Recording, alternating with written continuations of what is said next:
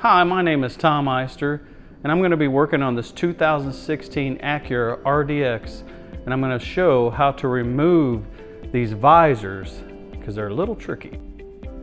Now you can see these visors, and on these particular visors, there's no screws. And it has a device in the back side, and that's what I'm going to show you how to drop down right there. Okay, so when you're doing this, you actually need to push this little thing down, push it in, and turn the visor. This little thing has to go in though.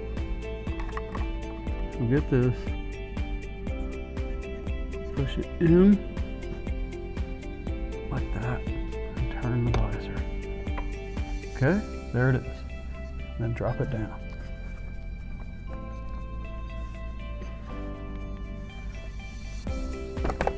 Okay. Now when you're putting it back in, same thing.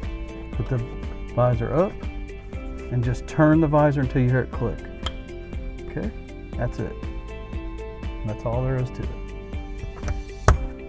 That's the little tip on how to remove and install these visors without breaking them. Now this will actually work on Acura, this 2016 Acura RDX, and it can also work on some other Hondas.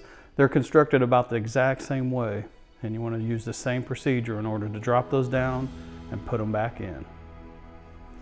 Thanks for watching. My name is Tom Eister, and have an awesome day.